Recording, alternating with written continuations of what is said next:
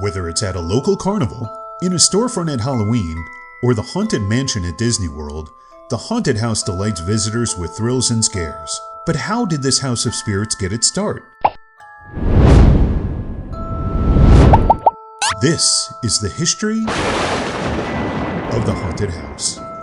In an article from AmericaHaunts.com, Becca McKendry found that annually over 300 theme parks offer holiday scares.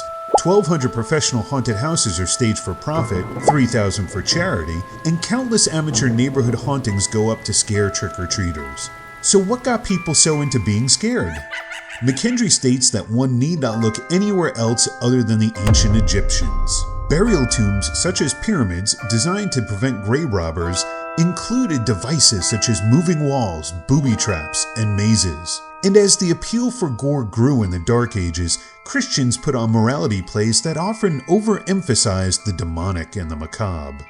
In the late 1700s, Etienne Gaspard Robert used smoke and projection to shock gathered audiences with the promise of ghosts and demons via his Phantasmagoria. Others like John Henry Pepper would follow. Pepper's technique for projection using angled glass, now known as Pepper's Ghost, can still be found in major theme park attractions today. At the turn of the 20th century, traveling carnivals included rides such as Tunnels of Love to set attendees shivering. The first recorded haunted house actually came from the UK in 1915. Orton and Spooner's Ghost House was built on the popularity of the Grand Guignol movement from France. In 1969, the longest-standing haunted house in America opened in Disneyland, California. The Haunted Mansion, a year-round attraction, featured 999 grim grinning ghosts who cast a dark shadow over the world's happiest place. The 1970s and 80s saw a rise in the local haunted house attractions thanks to the JCs. This group utilized abandoned structures and empty fields to create haunts and raise funds all across America. Today, the popularity of horror movies and the paranormal fuel the desire to be scared. More than ever, television shows, music, and films have all helped to make Halloween the second most profitable holiday in the world.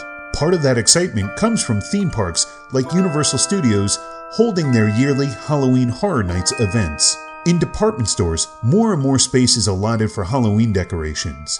The average homeowner can now toss away those paper jack-o'-lanterns in favor of LED lights, animatronic figures, and projection screens. Documentary films like An American Scream are made to chronicle the quest to build the best neighborhood haunted house. HauntedHouseAssociation.org reports that the haunt industry garners over $500 million a year, and that the average haunted house admission price will run around $17. In addition, the cost of building materials to make all those houses so spooky runs in the tens of millions annually. With all that money and time invested, there's no doubt that people love a good scare. Some towns have only one. Some have one every few feet. Their three eyes look down on passing vehicles, giving silent commands that millions follow daily. This is the history of the traffic light.